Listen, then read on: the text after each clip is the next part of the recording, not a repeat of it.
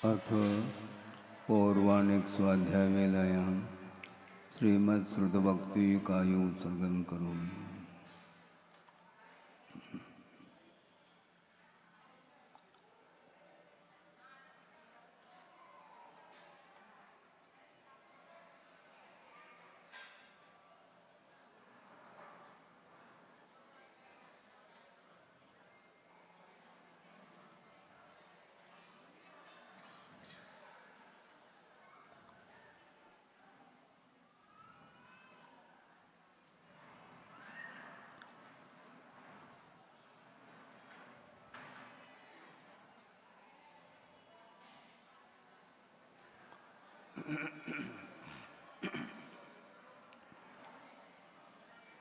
ओकारं बिन्दुसंयुक्तं नित्यं ध्यायन्ति योगिनः कामदं मोक्षदं चैव ओंकाराय नमो नमः।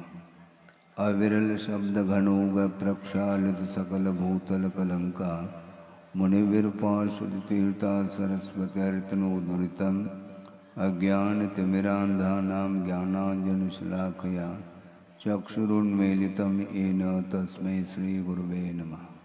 परम गुरुभ्यो नमः। परम्पराचार्य गुरुभ्यो नमः। सकलकलुषविध्वंसकं श्रेयसां परिवर्धकं धर्म संबंधकं भव्यजीवमनप्रतिबोधकारकमिदं शास्त्रं श्री कार्तिकेयन प्रेक्षा नामधेयम्। अस्य मूलग्रंथकर्तार श्री सर्वज्ञदेवाः तदुत्तरग्रंथकर्तार श्री गणधरदेवाः प्रतिगणधरदेवाः तेषां वचोनुसारमासाद्य श्रीमद् आचार्य प्रवर श्री कार्तिकेय देवैर्विरचितं मंगलम भगवान वीरो मंगलम गौतमो वने मंगलम कुंदकुंदाद्यो जैन धर्मोस्तु मंगलम सर्वमंगलमांगल्यं सर्वकल्याणकारकं प्रधानं सर्वधर्माणां जैनं जयतु शासनम्। कोटिशतं द्वादशैव कोटो लक्षानि शेतेस्त्रिदिकानि चैव पञ्चाशदष्टौ च सहस्रसङ्ख्यमेतत्श्रुतं पञ्चपदं नमामि। अरहन्तभास्यत्तं गणहरदेवे गन्त्यं सम्मं प्रणमामि भक्तियुक्तो सुगुणान्महो वहिं शिरसा यच्छामि बन्ते सुधभक्ति कांसोकोदस्सालोचे अंगुवंगपयनय पाउडय परियम सुत्त परमाणुगपोगय चूलिया केव सुत्तय तुदमकायं सैनिचकल मंचे में पूजे में वंदा में नमम सा में दुख कहो कमको भूलाओ सुगय गमनम समाय मरणम जनगुण संपत्ति होद मध्यम। अथ पौर्वाणिक स्वाध्याय वेलायां श्रीमद् आचार्य भक्ति कायोत्सर्गं करोमि।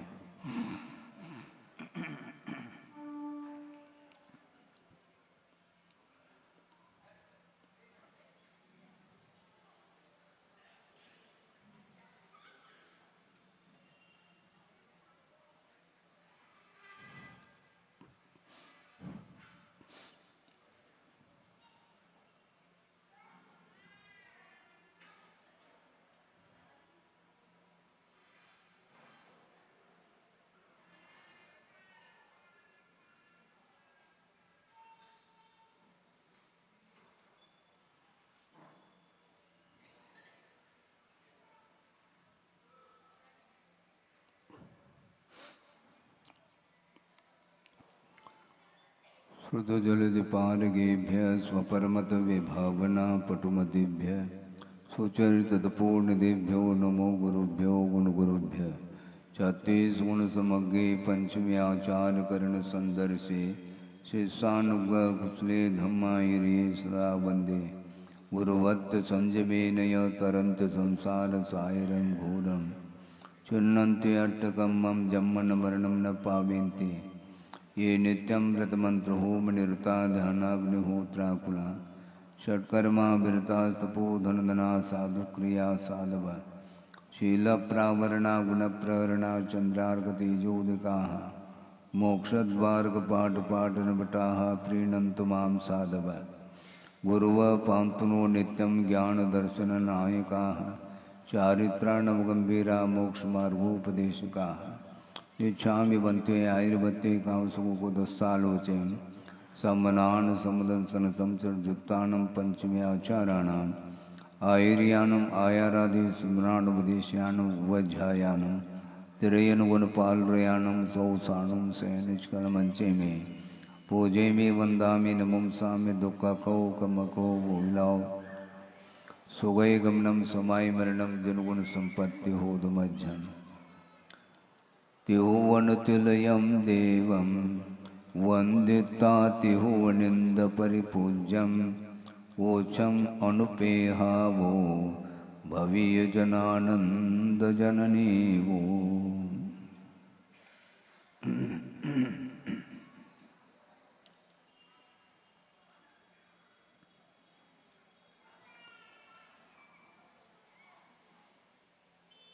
अनित्य अनुप्रेक्षा के विषय में एक अंतिम गाथा के माध्यम से इसका उपसंहार किया जा रहा है। बिना किसी भूमिका के इस गाथा को लेते हुए आगे कुछ विचार रखा जाएगा। चैवून महामोहम व्यसये मुनिवून भंगुरे सव्वे निव्यसयं पुनः मणं येन सुहम उत्तमं लह।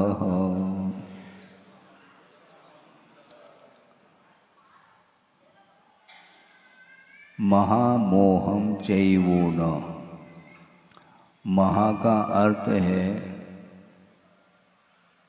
ये मोह ऐसा कर्म है जो सब कर्मों में सामर्थ्यवान है। अनंत शक्ति के धारक जीव है, इसके बावजूद भी मोह के चपेट में आकर के उसकी सारी सारी शक्ति छीन ली गई है मोह के द्वारा। वह सामर्थ्य समाप्त नहीं हुआ जीव का, किंतु वर्तमान में वह सामर्थ्यहीन महसूस कर रहा है। मोह की विजय और आत्मा की हार।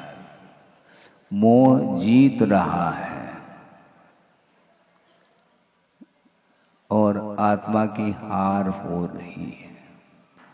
इसके बाद भी मैं स्वतंत्र हूँ ऐसा बोलता है वो। बोलना अलग वस्तु है, स्वतंत्र महसूस करना बहुत कठिन काम है।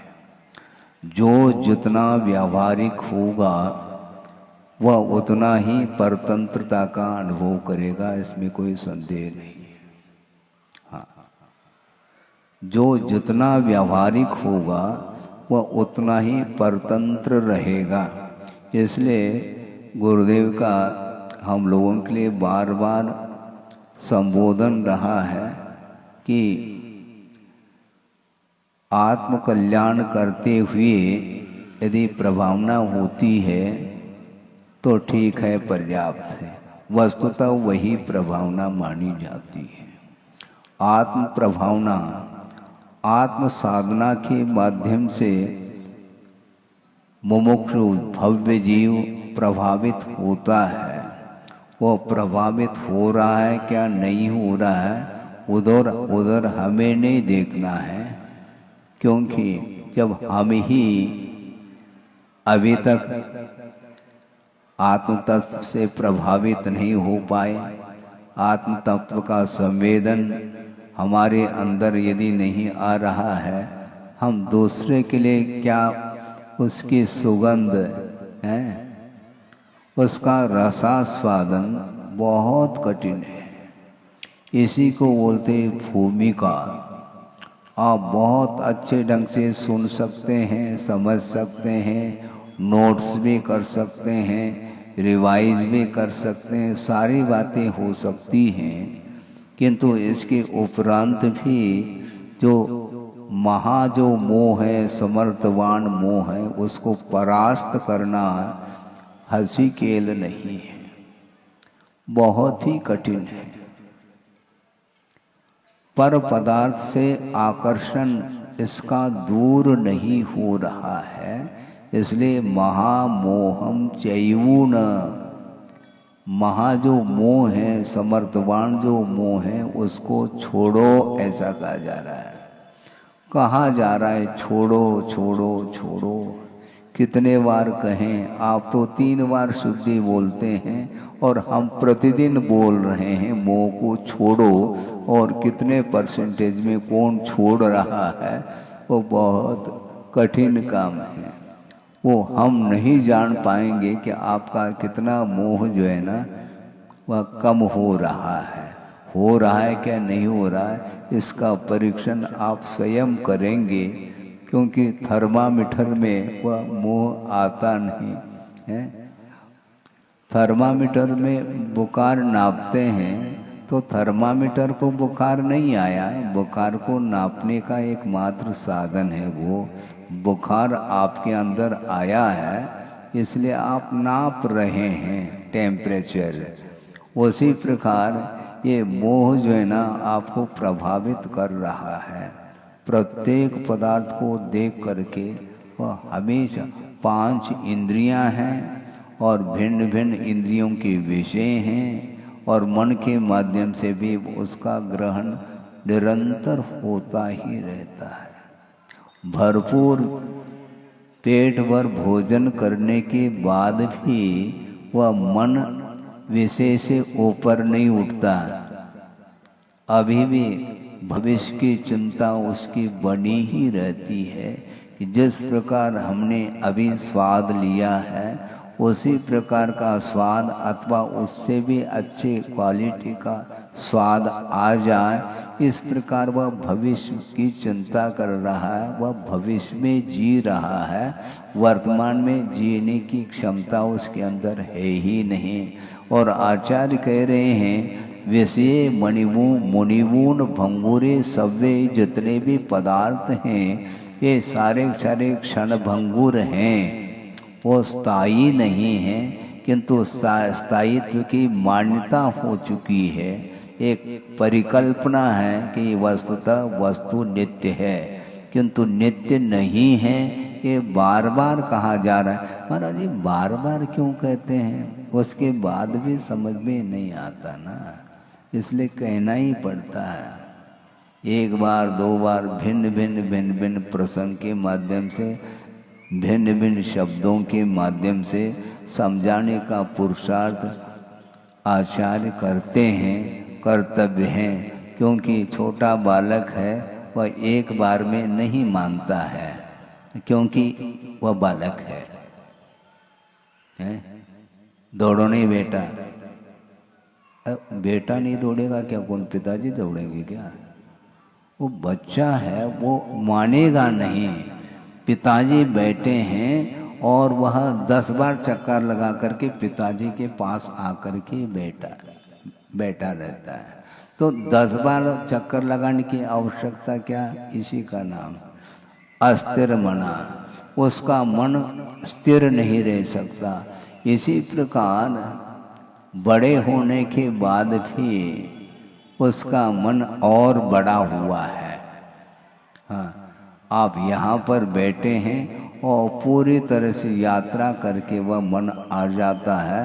इसलिए भिन्न भिन्न इंद्रियों के विषयों को वह ग्रहण करता ही रहता है, जबकि भंगुरे ऐसा का क्षण भंगुर है। इसके बाद भी उसको वैराग्य नहीं हो पाता। और जब तक आपका मन राग से ऊपर नहीं उठेगा, आप कितने भी कोशिश करो आपको शांति मिलेगी नहीं। लगता है कि मुझे शांति मिल रही है, किंतु नहीं मिलती है। शांत बैठने में जो शांति मिलती है वो कोलाहल में, शोरगुल में नहीं मिलती। लेकिन उसको वही पसंद है, तो भैया जो आपके लिए पसंद वो ग्रहण करो। इसलिए आचार्यों को ये कहना पड़ा कि जम सकई, ऐसा जितना शक्य है उतना हम दूसरे को समझा सकते हैं, किंतु जिसको समझना ही नहीं अथवा समझ में आने के उपरांत भी अपनी वृत्ति को जो नहीं छोड़ना चाहता, तो आचार्य कहते हैं उसके पीछे अब नहीं पड़ना। वैसे पढ़ना नहीं है, किंतु पढ़ने से कोई लाभ नहीं है उसमें। प्रत्येक व्यक्ति का स्वभाव भिन्न भिन्न है, नेचर जिसको बोलते हैं, प्रकृति। वह प्रकृति बनी हुई है। उस प्रकृति से ऊपर उठने के लिए वह स्वयं यदि प्रयत्नशील नहीं है, तो उसके प्रवृत्ति को, उसकी प्रकृति को परिवर्तित करने के लिए हम कहाँ तक पुरुषार्थ कर सकते हैं। हम स्वयं के लिए पुरुषार्थ तो कर सकते हैं, क्योंकि हमारा वह अंतरंग कारण माना जाता है, किंतु दूसरे के लिए, दूसरे के जीवन में हम परिवर्तन लाना चाहें तो हम अक्षम सिद्ध होंगे। हम ही नहीं, भगवान भी असमर्थ सिद्ध होंगे। ध्यान रखें आप। महाराज फिर क्या, ये तो बहुत बड़ी बात कह रही, बड़ी नहीं, यथार्थ बात कही जा रही है। भगवान भी समर्थ नहीं होंगे, क्योंकि आपके तरफ से कोई रुचि नहीं है, तो भगवान क्या कर लेंगे। वैसे वो नासा दृष्टि रखे हुए, उनको मालूम है हमारे देखने से इनके ऊपर कोई विशेष प्रभाव पड़ने वाला नहीं है, इसलिए उधर देखो ही नहीं। तभी वह गाड़ी लाइन पर आ सकती है, पॉसिबिलिटी, डेफिनेट कुछ भी नहीं। हाँ, वस्तुतः वह स्वयं गुरु को भी प्रभावित करना चाहता है। हैं? हमसे प्रसन्न हो जाए, बस ये इसमें वह पुरुषार्थ करता है। तो आचार्य कहते हैं हमें क्यों प्रसन्न कर रहे हो तुम, तुम्हारा कोई न कोई उद्देश्य होगा। तो हमें प्रसन्न करके तुम कौन सा, तुम्हें क्या प्रॉफिट मिलने, आप भक्ति करो। हाँ, प्रसन्न करके कुछ प्रयोजन को शुद्ध करना चाहते हो, इसके माध्यम से कभी भी कार्य नहीं होने वाला है, क्योंकि वह तात्कालिक एक परिस्थिति वह बना लेता किसी भी प्रकार से। पहले हम समझ नहीं पाते थे, क्योंकि धीरे धीरे समझ में आ जाता है संसार का स्वरूप क्या है। अपने पास है, हमने महसूस किया, वो बताना चाह रहा हूँ, उसको छुपाने में क्या सार है। हाँ, हमारे सामने आते ही दीक्षा की बात करेंगे, बहुत इस प्रकार कर लेंगे कि बिल्कुल ही अब वैराग टपक रहा है। अच्छा है, और परिसर के बाद जाने के बाद फिर तो अपने स्वभाव में आ जाएंगे वो। हाँ, तो इस प्रकार करके आप करना क्या चाहो, प्रभाव स्वयं आपका यदि मन भीगा नहीं है, तो मैं कहाँ तक भगा सकता हूँ, हमारा कार्य है ही नहीं। आचार्य कहते हैं एक एक समय बहुमूल्य है। एक समय में असंख्यात कर्मों की जो निर्जरा की जाती है, तो उसको कभी भी उससे हट करके दूसरा काम हाथ में लेना नहीं चाहिए। बाहर जब आते हैं प्रवृत्ति में, और कर्तव्य की दृष्टि से उतना करके आगे अपने को बढ़ना है। बहुत मंजिल दूर है, और उस दूरी को तय करने के लिए निरंतर आत्मदृष्टि रखनी पड़ेगी। पर की ओर जो दृष्टि है, एकमात्र विकास की अपेक्षा से भव्य जीवों के कल्याण की दृष्टि को लेकर के थोड़ा सा प्रयास उसमें किया जा सकता, थोड़ा जम सके, इसी का अर्थ है। शक्य का अनुष्ठान किया जा सकता है, क्योंकि जिसके अंदर संवेदनशीलता नहीं, उसको हम नहीं समझा पाएंगे, बल्कि भगवान भी नहीं समझा सकते।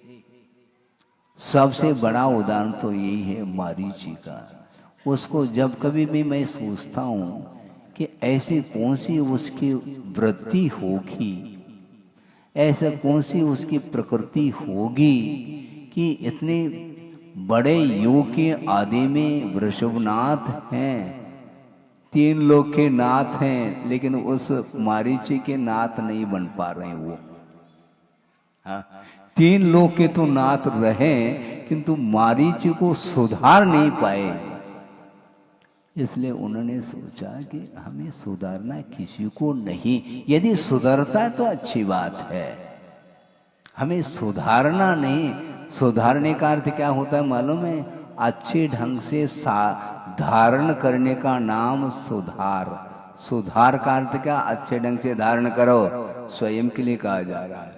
तुम दूसरे को सुधारने की बात करते हो, अच्छे ढंग से धारण करो, सुधार सुष्टु रूपेण, अच्छे ढंग से धारण करो। जो भगवान की वाणी है उसको अच्छे ढंग से आत्मसात करो तो शायद संभव है उसका प्रभाव पड़ जाए। एक कोड़ा कोड़ी सागर प्रमाण चतुर्थ काल, जिसमें कि 42,000 वर्ष कम करना है। 42,000 वर्ष है ना, क्योंकि 21,000 वर्ष पंचम काल है, 21,000 वर्ष षष्टम काल है, और 21,000 वर्ष और आगे दूसरा षष्टम काल आएगा, पुनः एक पंचम आएगा, फिर बाद में जाकर के चतुर्थ काल आना है। तो चतुर्थ काल 42 कितने हो गए फिर? हाँ 42,000 ही हो गए। हाँ हाँ ठीक है। तो ये 42,000 कम एक कोड़ा कोड़ी सागर प्रमाण चतुर्थ काल है, और उस चतुर्थ काल के आदि में वृषभनाथ हुए, और उसी समय वह मारीची भी था सभा में। लेकिन सब सुधर गए होंगे, लेकिन वह सुधार, अब उसका सुधार नहीं हो पाया। इसको बोलते हैं निदत्ति निकाचित। कई लोग कहते निदत्ति निकाचित क्या वस्तु है महाराज? इसको बोलते हैं निदत्ति निकाचित। हम कहाँ लगते हैं उसको सुधारने में? हमारा कहाँ, इसमें हमारे पास शक्ति है कहाँ?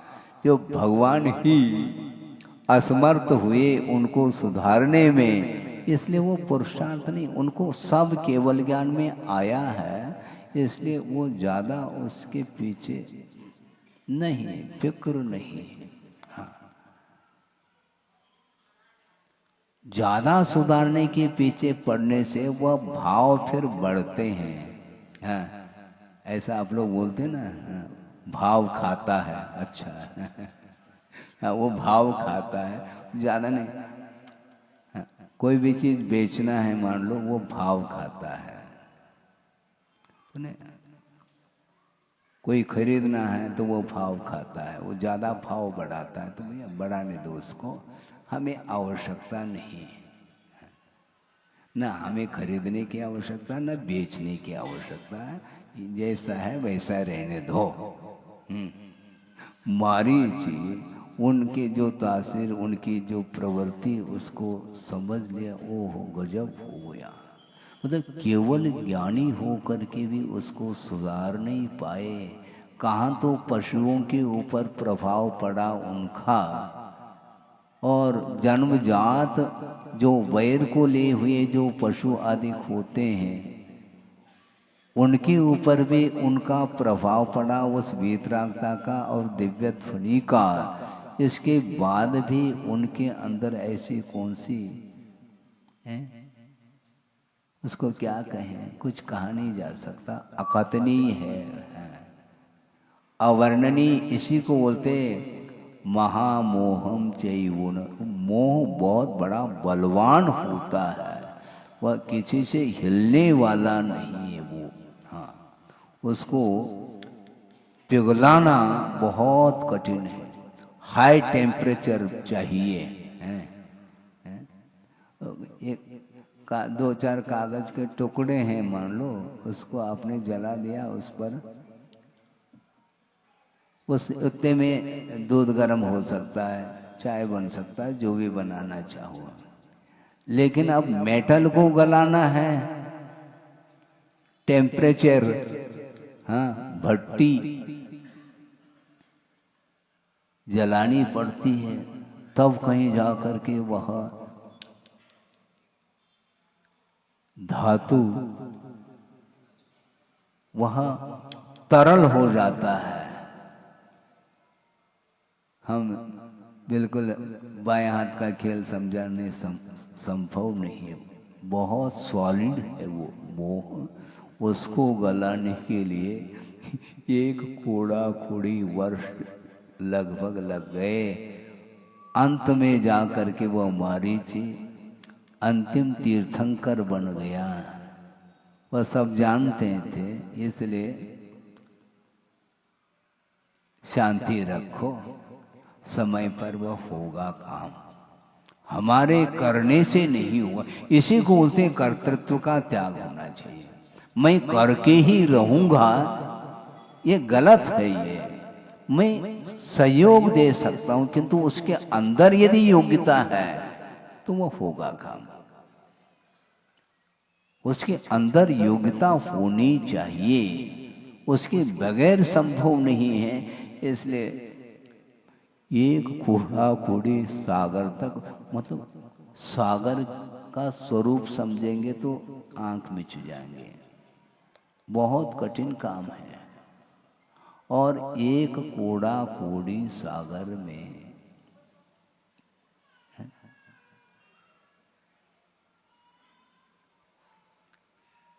70 कूड़ा कूड़ी सागर की स्थिति को लेकर के मिथ्यात्व का बंद करता है मिथ्या दृष्टि। सप्ततिर मोहनीयस्य, मोहनी का अर्थ वहां पर प्रसंग में मिथ्यात्व कर्म को लिया है, जिसकी उत्कृष्ट स्थिति 70 कूड़ा कोड़ी वर्ष नहीं, 70 कूड़ा कोड़ी सागर प्रमाण उसकी स्थिति है। और वह एक समय में बंद किया है। और इस प्रकार उत्कृष्ट स्थिति को लेकर के बंद कब तक कर सकता है? अंतर मुहूर्त तक संक्लेश परिणाम बने रहते हैं, क्योंकि उत्कृष्ट संक्लेश परिणाम का जो काल है वह भी अंतर मुहूर्त प्रमाण है। और अंतर मुहूर्त में असंख्यात समय होते हैं, और प्रति समय 70 कोड़ा कुड़ी 70 कोड़ा कुड़ी को लेकर के यदि बंद कर रहा है तो क्या होगा? वो एक प्रकार से अनंत जैसा लग रहा। अक्षय अनंत तो नहीं है, किंतु बहुत सारे अनंत के भेद हैं, उसमें वह कहीं न कहीं वह फिट हो जाएगा। अब सोचो, विचार करो, हम पसीना बहा रहे हैं तो उसके अंदर पसीना आ नहीं रहा, उसको कहाँ तक समझा सकते हैं? इसलिए अपने परिणामों को संभालने वाला स्वयं यदि संभालना चाहे तो संभाल सकता है, हमारी वश की बात नहीं है। इसलिए कर्तृत्व को दूर रखो, कर्तव्य करो और आगे बढ़ो, इतना ही कहा है। क्योंकि स्वयं पसीज नहीं रहा है। जिसके अंदर संवेदन नहीं है उसको समझा नहीं सकते। इसलिए कार्तिकेय प्रेक्षा स्वयं अपने को चिंतन करना है। सामने वाला यदि मान लो अपने आत्महित के अपेक्षा से इसका अनुचिंतन करता है तो उसके लिए लाभ है, बाकी जो है सो है। इसलिए चैवून महामोहम ऐसा कहा, जो समर्थशाली मोह है उसको छोड़ो, ऐसा कहा जाए। अब देखो महाराज आप प्रेरणा नहीं देते, अच्छा आज्ञा दे रहे हैं, प्रेरणा की क्या बात करते हो आप?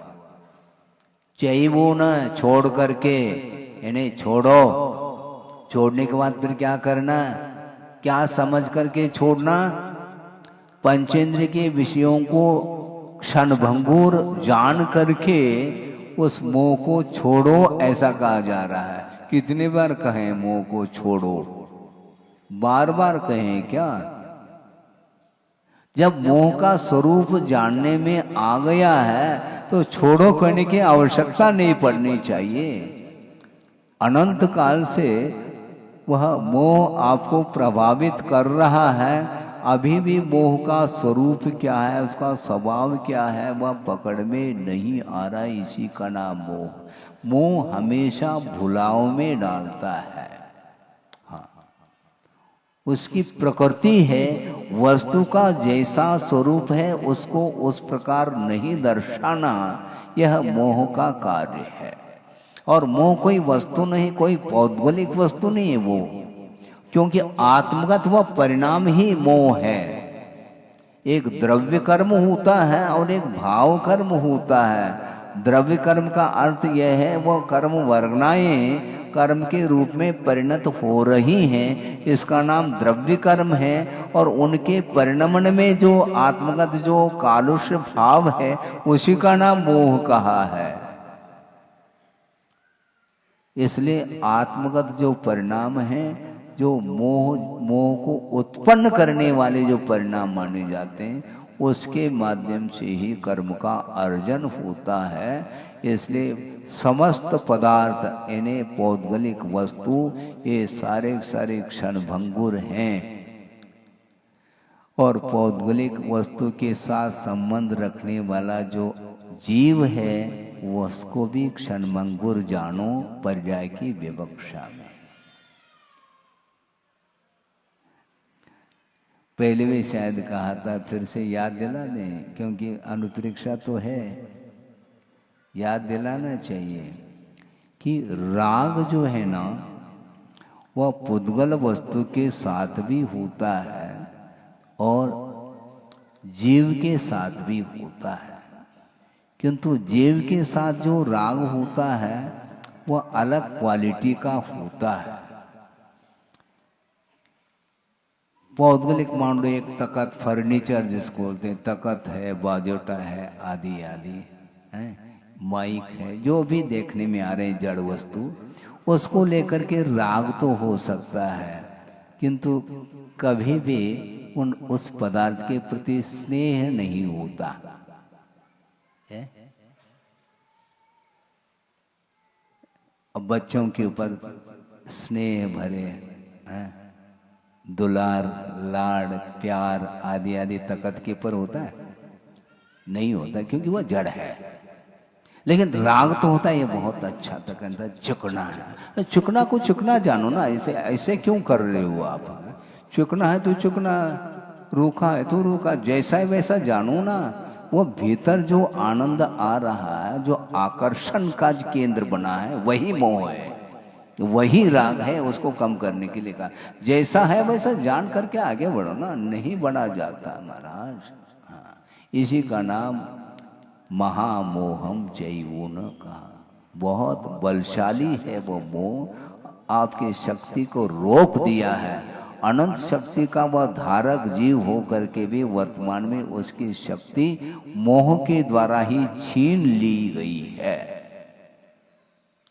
चिंतन तो करो, चिंतन करो नहीं, चिंतन कैसे करें महाराज? वस्तु को जानो, क्षणभंगुर है, बहुत कठिन है। सम्यक दर्शन होने के बाद, श्रद्धान होने के बाद भी स्नेह से ऊपर उठना खेल नहीं है। 6 महीने तक रामचंद्र जी को पूछो, हाँ, लक्ष्मण के अवसान के बावजूद भी वह शव को ले करके फिर रहा है। लोग दे करके हंसेंगे आज ऐसा कोई कर ले तो क्या है? और सम्यक दर्शन क्षायिक है, इसके बाद भी वह मोह का पर्दा, अनंतान मंदिर जन्य मोह तो समाप्त हो गया, किंतु असंयम संबंधी जो राग है वह छूट नहीं रहा है। अब इसको निदत्ति कहो, निकाचित कहो, आप जानो, आपका काम जाने। परिभाषाएं समझ में आवे अथवा न आवे, इससे हमें कोई प्रयोजन नहीं, किंतु जिसके माध्यम से हमारा कार्य रुक रहा है, वह क्यों रुक रहा है उसको जो है ना वहीं पर समझ में आ जाता है। क्योंकि ज्ञानावरणी कर्म का शोषण प्रत्येक व्यक्ति को विशेष रूप से हो अनिवार्य नहीं है। वो शिवभूति क्या जाने, निदत्थि और निकाचित, वो कुछ नहीं जान सकता है, न उनको जानने की कोई विशेष फिक्र है। उनको ये जानना है कि प्रयोजन भूत हमारे लिए तत्व कौन सा है, और हम जो जिस चीज को चाह रहे हैं, जो हमने लक्ष्य बनाया है, उसमें व्यवधान कौन उपस्थित करता है, इसका उन्हें परिज्ञान हो गया, बस पर्याप्त है। ये छिलका है, छोड़ो भैया, ये भूसा है, और भूसे के ऊपर वेशभूषा, और ये भूसा है और वेशभूषा, क्या हो गया? वेशभूषा, आभूषण, ये भूसा है और फिर आभूषण। विभूषण बनो ना, है, तीन लोग के नाथ बनो, है, देशभूषण वो तो बनो नहीं, और आभूषण पहनते चले जाओ। और ये भूसा है, ये मिटने वाला है, ये छिलका है, इतना भी यदि मान लो ज्ञान नहीं है तो वे फिर निदत्ति निकासी से क्या आपको परिचय लेकर के करना क्या है? बहुत वो रोक देता है। आप मोक्ष जो चाहता है उसके बीच में वह व्यवधान उपस्थित करने के लिए तुम जा नहीं सकोगे। अनंत काल से उसने रोक दिया है, उसको रोकने वाला कौन? स्वयं अपने परिणाम ही वीतराग परिणाम के माध्यम से उसकी शक्ति को क्षीण की जा सकती है। मोह की शक्ति को क्षीण करने के लिए वीतराग परिणाम ले आओ कहीं बाहर से, है? किस कॉलोनी में जाए वीतराग भाव को खरीदने के लिए? लाड़गंज में, कंचन विहार, किस कॉलोनी में जाएं वीतराग भाव को खरीदने के लिए? खरीदने की वस्तु नहीं है वो।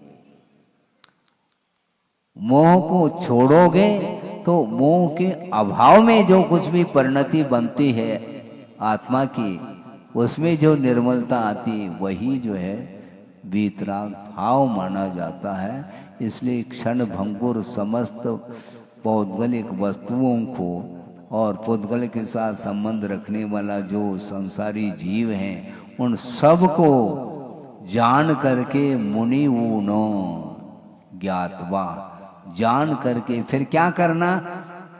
निव्यसयम पुनः मनम, मन को विशेष ऊपर उठाओ। हाँ, मन जो है ना वह विषयों से युक्त है, निर्विषय। मन में किसी भी प्रकार से विषय याद न आए, ऐसे मन को बनाओ जिसके माध्यम से उत्तम सुख को प्राप्त कर सको। ऐसा कहा जा रहा है, जेन सोहम उत्तमम लह, जिसके माध्यम से तुम उत्तम सुख अर्थात मोक्ष सुख को उपलब्ध कर सको। तो क्या करना महाराज? निव्यसयम पुनः मनम, मन को निर्विषय यानी पंचेंद्र के विषयों से मन को ऊपर उठाना, यह पुरुषार्थ माना जाता है। ये अभी तक नहीं हुआ तो आगे क्या स्थिति बनेगी महाराज? असंभव तो नहीं है, असंभव नहीं कहा जा रहा है, किंतु कष्ट साध्य है। आसानी से उसको हम प्राप्त नहीं कर पाएंगे। बायां हाथ का खेल ये संभव ही नहीं है। हाँ, खेल खेल में मोह तो कर सकता है, किंतु खेल खेल में मोह को छोड़ा नहीं जा सकता। ये ध्यान रखो, मोह को समाप्त करने के लिए बहुत बल चाहिए। कौन सा बल है? आत्मिक बल चाहिए, मनोबल, वचन बल और शारीरिक बल। इन तीनों बलों के साथ भी वह मोह वह एक तरफ है।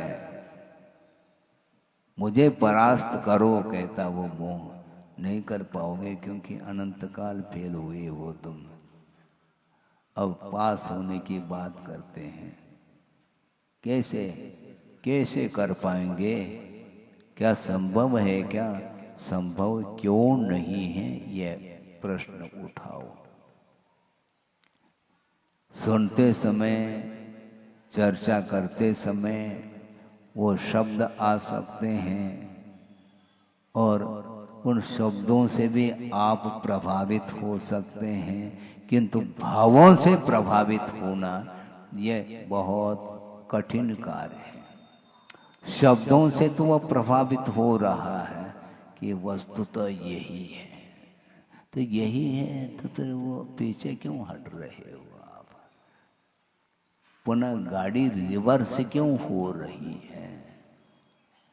अपने परिणाम के माध्यम से पीछे हट रहा है। इसलिए आचार्यों ने कहा कि आदहिदम का दव्वम, आत्महित कर लेना चाहिए।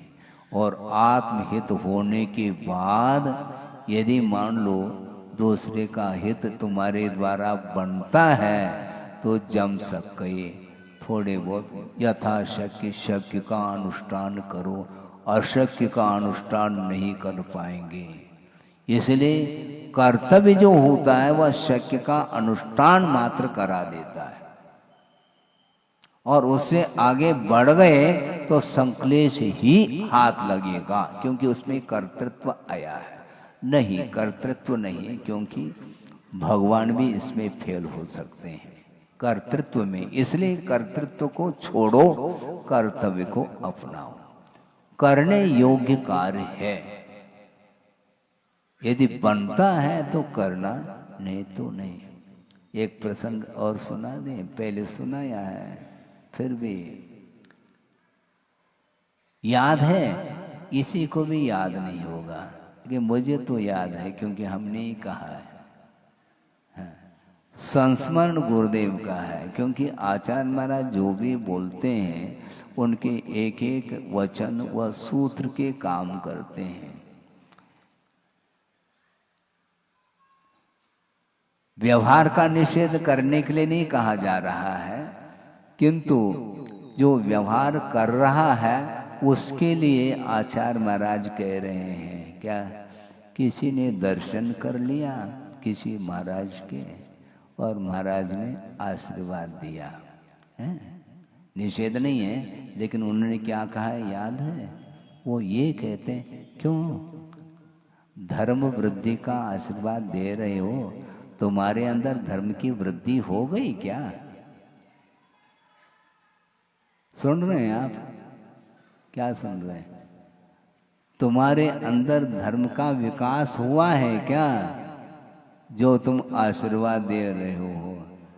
तुम्हारा कल्याण पूर्णता हो गया क्या? नहीं हुआ है महाराज। तो फिर इसमें ज्यादा क्या है? बिल्कुल नहीं तो बहुत कठिन हो जाएगा। तो ऐसे रखना पड़ेगा अपने को। सामाय करते समय भी सामाय करो, इस प्रकार अभय मुद्रा, अभय दान का ऐसा करते रहो। इसमें क्या है? वस्तुतः वर्तमान में ये जितने भी क्रियाएं हैं उसका मैं निषेध न कर रहा हूँ, न करूँगा, क्योंकि आगमकार ने इसका निषेध नहीं किया, किंतु इसका जो महत्व है वह समाप्त हो चुका है, लगभग समाप्त हुआ है। न आशीर्वाद का कोई महत्व है, न नमोस्तु का महत्व है। ऐसा क्यों? भाव साइड होते चले जा रहे हैं। भावात्मक जो क्रियाएं होनी चाहिए वो नहीं होने के कारण वह औपचारिक, जिसको बोलते हैं फॉर्मेलिटी, बस good morning, good morning, good morning, और इवनिंग में मॉर्निंग की बात करो महाराज, इवनिंग की क्या बात करते हैं? आफ्टरनून, इवनिंग ये तो छोड़ो, गुड मॉर्निंग यही प्रचलन में है। Good morning, good morning. भगवान के प्रति भी ऐसा ही किया है संसारी प्राणी ने। हाँ, वस्तुतः भीतर से यदि भक्ति कर लेता तो कर्म समाप्त हो सकते हैं। कल भी हमने बात कही थी कि भक्ति तो बहुत दूर की बात है, उनका स्मरण भी पर्याप्त है, लेकिन भीतर से स्मरण करो ये कहा जा रहा है। भीतर से प्रभु का स्मरण करेंगे, ये महान जो बलवान मोह है वह समाप्त हो सकता है। ये कहा है अनंतानंद संसार संतति छेद कारणम कहा है। अनंतकालीन जो संसार की परंपरा व विच्छिन्न होने में एक कारण है क्या? प्रभु का नाम स्मरण। अरहंत ये भीतर से निकलना चाहिए। वो भीतर हो तो निकले, भीतर जो है वही निकलता है। गुड मॉर्निंग वो भीतर गुड, लेकिन बेस्ट क्या है? गुड के बाद बेटर है, फिर बाद में बेस्ट है। हाँ। गुड को छोड़ो, वो गुड़घाई है, गुड़ ही है वो। गुड का अर्थ है वो गुड़ है, शक्कर मिश्री नहीं है, वो गुड है वो। बेटर अलग है और बेस्ट अलग है। और बेस्ट से भी हो सकता है, क्योंकि इसमें भी तुलना है, अतुलनीय होना चाहिए। A1 दूसरा नहीं कुछ भी। तो अरहंत हम प्रसंग ले आते हैं क्योंकि ये तो चलेगा, अनुप्रेक्षा है ये। महाराज कोई भी ऐसा मंत्र दे दो, कैसा दूं? जो आप देंगे। अच्छा, जो आप देंगे। अभी क्या कर रहे? अभी कोई मंत्र जाप वगैरह करते कि वो तो चलता ही रहता है महाराज। हाँ, अच्छा, मतलब उसका कोई महत्व ही नहीं, जबकि पंच अनादि अनिधन ये मंत्र है, महामंत्र माना जाता है। और सुनने में आता है वो तो महाराज हमेशा माला ही फेरते रहते हैं और कुछ करते हैं कि नहीं क्या पता। अच्छा, कुछ और भी करना है मतलब आपको? पंच परमेष्टि का स्मरण भी, उससे भी आपका मन प्रभावित नहीं हो रहा है। इसी का नाम कोपि गहन मोह। ऐसा कोई गहन मोह है जिसको पकड़ना बहुत कठिन है। पंच परमेष्टि भी फीके लग जाए तो और कौन सा मंत्र है? एक मुनि महाराज हैं जो जंगल में ध्यानस्थ हैं, ध्यान में लीन हैं, आत्म साधना में लीन हैं, और वीतराग मुद्रा उनकी है, खड़े हैं वो। और समय कौन सा है? शीतकालीन,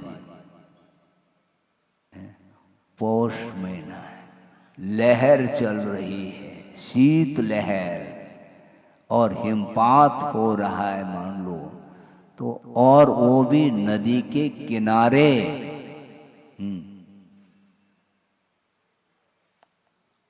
और रात में खड़े हैं, और उनका प्रतिदिन का एक क्रम रहता है। और एक व्यक्ति पहुंचा है, रात में नहीं दिन में पहुंचा है। वो कौन पहुंचा है? वो ग्वाला, और गायों को चराने के लिए पहुंचा है, और देख रहा है कि उसके बदन पर तो क्या कंबल है, और भी कंबल तो बाहर का है, और टायर है, ट्यूब अलग है। हाँ, ट्यूब है, भीतर का अलग है, इनर अलग है, बाहर अलग है, उसके बाहर फिर कंबल अलग है। सब ओढ़ करके वह दिन में जा रहा है, और दिन भर गायों को चरा करके वह लौट रहा है। उस समय दृष्टि उस ओर जाती है, अरे ये कौन सा दृश्य है? ये नग्न मुद्रा है, वीतरागता, वो वीतरागता कुछ जानते आनते कुछ है नहीं, किंतु इनको सर्दी नहीं लगती, क्या बात है। इतने ओढ़ने के बाद भी कांटे उठ रहे हैं और इनके लिए कोई प्रबंध नहीं है।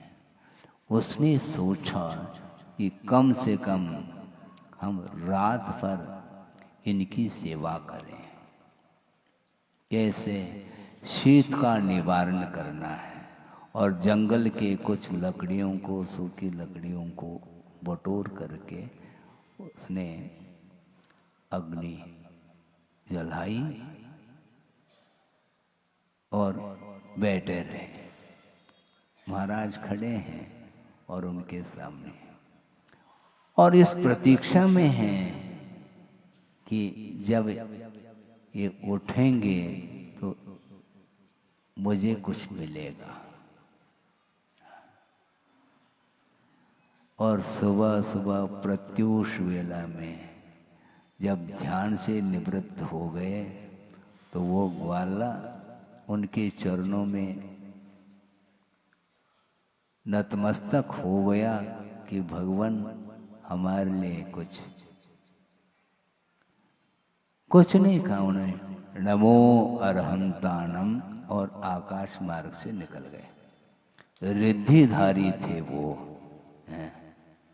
पूरा का पूरा पंच नमस्कार मंत्र पूरा भी नहीं बोला, नमो अरहंतानम, और निकल गए। और 1 सेकंड नहीं लगा, अदृश्य हो गए।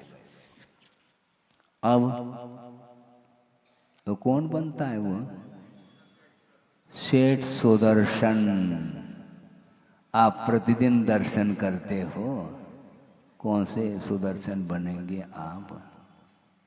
वो सेठ सुदर्शन बना ग्वाला, धर्म कर्म कुछ नहीं जानता, लेकिन नमो अरहंतानम इसको मंत्र बनाया उसने। बार बार दोहराने से वही मंत्र बनता है। और आप कह रहे हैं महाराज हम तो फेरत है, रात दिन फेर रहे हैं माला। इसके बाद भी परिणामों में अंतर नहीं आता है। क्यों नहीं आता पूछो नहीं, इसको प्रकृति बोलते हैं। स्वभाव के लिए तर्क नहीं चलेगा, तो स्वभाव हमेशा तर्क गोचर नहीं होता है।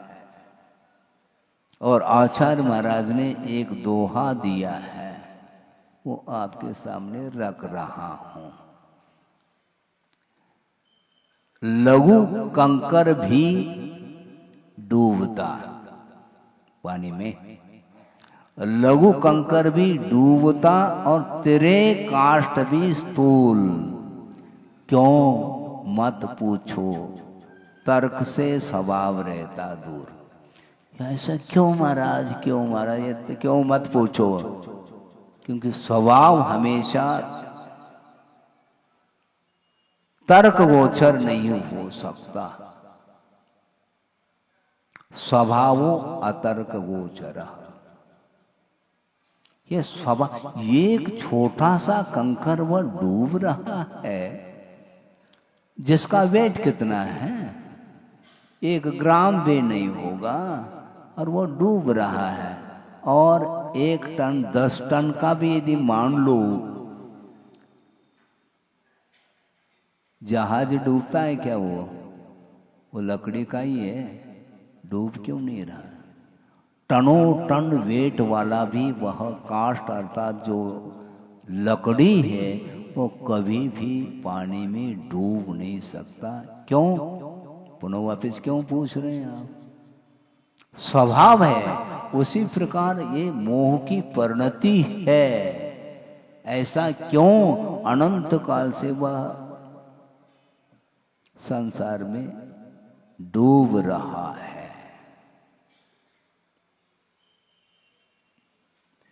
नमो अरहंतानम, इसको उसने मंत्र बनाया और सुदर्शन सेठ बना और 2 बार उसके जीवन में उपसर्ग हुआ। एक बार गृहस्थ अवस्था में उपसर्ग हुआ और एक बार मुनि बनने के बाद उपसर्ग हुआ।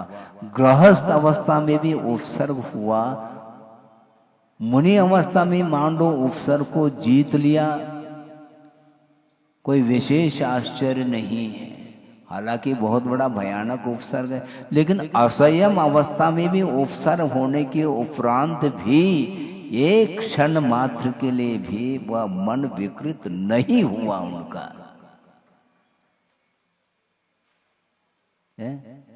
कथा तो पढ़ो। हाँ,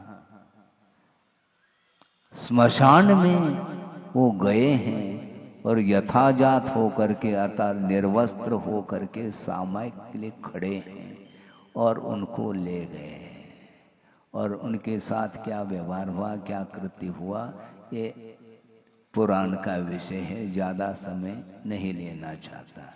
इसके बाद भी असंयमी है, गृहस्थ है, परिवार है उनका, पूरा का पूरा राग का अभाव नहीं हुआ, इसके बाद भी वह नहीं। फिर मुनि बनने के उपरांत फिर कथा ही क्या उनकी। मुनि बनने के उपरांत भी भयानक उपसर्ग हुआ, दोनों उपसर्गों में वह जीत उनकी हुई। इसलिए मोह को जीतना बहुत सशक्त परिणाम, वैराग बहुत दृढ़ होना चाहिए। लकड़ी के समान रह गए वो, काष्ठवत् त्यक्त देहा, इसी को बोलते हैं। कोई असर नहीं, कोई प्रभाव नहीं। केवल ज्ञान होने के बाद तो अलग वस्तु, अभी असंयम की भूमिका में ही वृत्ति बने हैं, यह अलग है, किंतु महावृत्ति तो नहीं है वो। इसके बाद भी इस प्रकार के उपसर्ग को सहन करने की क्षमता उसके अंदर कैसे आ गई। आप कहते महाराज हमारी भूमिका केंद्र, तुम्हारी भूमिका, उनकी कौन सी भूमिका थी मुझे बताओ आप, कौन सी भूमिका थी उनकी। अपनी भूमिका में बहुत कुछ किया जा सकता है क्योंकि उसके स्तर होते हैं। कक्षा 1 होकर के भी ज्ञान के अपेक्षा से अंतर देखने में आता है। 10वीं कक्षा में मान लो 25 छात्र पढ़ रहे हैं, कक्षा 1 ही है। इसके उपरांत भी जो ज्ञान का जो विकास जो हुआ है उसका एक स्तर है, वह पुरुषार्थ का वह प्रतीक मान। बिना पुरुषार्थ के इस प्रकार 100/100 नंबर लेना दूसरा क्यों नहीं ले रहा है? क्या टीचर ने पक्षपात किया क्या? नहीं, किंतु पुरुषार्थ उस छात्र ने जो किया है वो किसी छात्र ने नहीं किया। उसी प्रकार दिव्य ध्वनि सुनने वाले सब सुन लेते हैं, कोई एकाध ही होता है जो सम्यक को क्षाई के रूप में परिवर्तित कर लेता है। कोई ऐसा कोई विशेष होनहार जीव होता है जो 8 साल में ही दिव्य ध्वनि को सुन करके अब हमें संसार में नहीं रहना, और इधर 80 साल के उम्र के होने के बाद भी घरे चलो। हाँ, अभी घर बुला रहा है, घरे चलो। और 8 साल का उसको भी मन नहीं लग रहा, अब घर याद नहीं आएगा, समोसन से भी बाहर जाने के वह तत्पर है, क्योंकि एकांत में सुदूर जा करके आत्म तत्व का स्वरूप क्या है उसमें लीन होना है, उसके माध्यम से केवल ज्ञान उत्पन्न होता है। इसलिए सारे सारे पंचेंद्रिय के विषय क्षणभंगुर है। इस प्रकार समझ करके क्या करना है, मोह को छोड़ो। जब समझेंगे तब छोड़ पाओगे, अभी समझे ही नहीं, आप नहीं समझे, आप समझे नहीं समझे मतलब समझ में आ रहा है क्या? नहीं, अभी तक जो है और क्या, यही मनोरंजन, और क्या, और कौन सा रंजन है? अभी तक विषय का क्या स्वरूप है, स्वभाव है, उसकी क्या प्रकृति है, वो पकड़ में नहीं आ रहा है, इसलिए बार बार उसी ओर जाता है। ये आकर्षण, इसलिए निव्यसयम पुनः मनम, मन को विषय से ऊपर उठाओ, वो विषय में लीन हो रहा है, उसी में बार बार बार। और बोलते हैं क्या अपन, जनगुण संपत्ति हो मध्यम, बहुत बढ़िया, शानदार। जनगुण संपत्ति मुझे प्राप्त हो, कैसे प्राप्त हो? वो संपदा तो छोड़ो तुम जो हाथ में ले रखा है? वो संपदा को तो छोड़ेगा नहीं, छोड़ नहीं पा रहा है। और मुझे जनगुण संपत्ति मिल जाए, कहां से मिलेगी? आपके अंदर ही वह निधि है, किंतु अभी भी जो मोह की सन्निधि, हाँ, उसको छोड़ो, मोह की सन्निधि में रह रहे हैं, बगल में मोह को रखा है, और जनगुण संपत्ति की बात करते हो, नहीं मिलने वाला। एक बार जो है ना प्रभु का नाम स्मरण करना, अनंत संसार का विच्छेद हो सकता है, इतनी क्षमता उनके नामस्मरण में है। इसके बाद भी वह आंख खोलते ही भगवान ओझल हो जाते हैं और पुनः वही आकर्षण का केंद्र बना हुआ रहता है। इसलिए ये अनित्य भावना के विषय में कितना वर्णन करें। उत्तमम सुहम लह, उत्तम सुख अर्थात मोक्ष सुख को यदि प्राप्त करना चाहो तो मन को निर्विषय बनाओ। मन में हमेशा कोई न कोई विषय बना हुआ रहता है, वही रहता है। वो खाते पीते उठते बैठते बोलते चलते, वो जो मन है, मन के अनुरूप चल रहा है। इसलिए यह जीव स्वतंत्र नहीं हो सकता, मन के अधीन नहीं होना चाहिए। यहाँ तक गुरुदेव ने कहा था, आपने सुना हो नहीं सुना हो, कि उन्होंने ये कहा था कि अपने मन के ऊपर भी विश्वास नहीं करना चाहिए। दूसरे के मन के ऊपर तो छोड़ो, आप अपने मन के ऊपर भी विश्वास इसलिए नहीं करना चाहिए, कदम कदम में वह विचार परिवर्तित होते रहते हैं, इतना वह अस्थिर है वो। इसलिए नहीं, मन जो चाहता है वो नहीं करना, अपने को मन से करो, लेकिन मन जो कहता है, जो चाहता है वह हम करेंगे नहीं, हम सुनेंगे नहीं। हाँ? बहुत हो गया, अनंत काल हो गया मन की बात को सुनते सुनते। नहीं, हमें नहीं सुनना तुम्हारी बात को। मन बाहर जाना, जाने दो, हमें कोई फिक्र नहीं है, हमें थोड़ी जाना है, उसको जाना हो तो जा, हम तो यहीं रहेंगे। संकेत कौन दे रहा है मन के लिए? संकेत देने वाला तो जीव ही तो है, आत्मा ही तो है। वह संकेत देता है, तुम इसे ग्रहण करो। मन के लिए संकेत दे रहा है, और उसके मन और कोई वस्तु नहीं, ज्ञानात्मक ही मन माना जाता है, और उसके थ्रू कार्य चल रहा है। थ्रू अर्थात वह साधन है, वह करता नहीं, करने वाला तो जीव ही है, आत्मा ही है, और मन को संकेत देने वाला आत्मा है। इसलिए संकेत हम मन के लिए नहीं देंगे, हमारे अनुरूप कार्य होगा। मन के माध्यम से हो जाए बात अलग है, मन की इच्छा के अनुरूप नहीं, हमारी इच्छा के अनुरूप कार्य होगा। अनंत काल से मन उलझा रहा है, वह ज्ञान ही उलझाता है, उसी का नाम मन है। वो अनमन रहता, वो मन उसका दोनों के बीच में अनमन हो गया, यानी मन मिल नहीं रहा है। अभी तक मन मिला था, अब मिल नहीं रहा है। तो इसलिए स्वयं का भी मन कभी मिलता है, कभी नहीं मिलता है। तो इसलिए उसको अब उस पर ध्यान ही नहीं देना, अपने को बस प्रभु को याद करो, नमोकार मंत्र की आराधना करो, और उसके माध्यम से मोह के प्रभाव को कम करने का पुरुषार्थ करेंगे तो ये अनुप्रेक्षा की सार्थकता सिद्ध होती है। इस प्रकार अनित्य अनुप्रेक्षा के विषय में बहुत संक्षेप में वर्णन किया। 20-22 गाथाओं के माध्यम से अनित्य अनुप्रेक्षा का वर्णन किया। अभी बहुत विराटता इसमें है, लेकिन यही हासिल नहीं हो रहा है, यही पकड़ में नहीं आ रहा। और क्या नया नया क्या है? नया नया जो है वह चिंतन करने से आता है, पढ़ने से नहीं आता है। एक बार पढ़ो फिर बाद में चिंतन करो। बहुत नहीं पढ़ो, बहुत बार पढ़ो।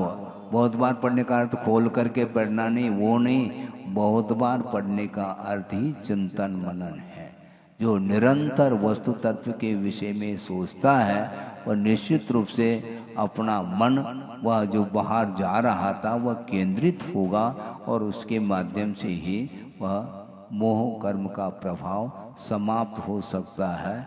हो इस पवित्र भावना के साथ बोधि समाधि परिणाम शुद्धि स्वात्मोपलब्धि शिवशोक सिद्धि चिंतामणिम चिंतित वस्तुदाने त्वामंद मानस्य ममास्तुति। परम पूजाचार्य गुरुवर श्री विद्यासागर जी महाराज की जय। बोलिए आचार्य भगवंत गुरुदेव श्री 108 समय सागर जी महामुनि राज्य की, समस्त मुनि संघ की। अब हम सभी लोग आचार्य श्री जी की महापूजन करेंगे। मेरा आप सभी से निवेदन है अपने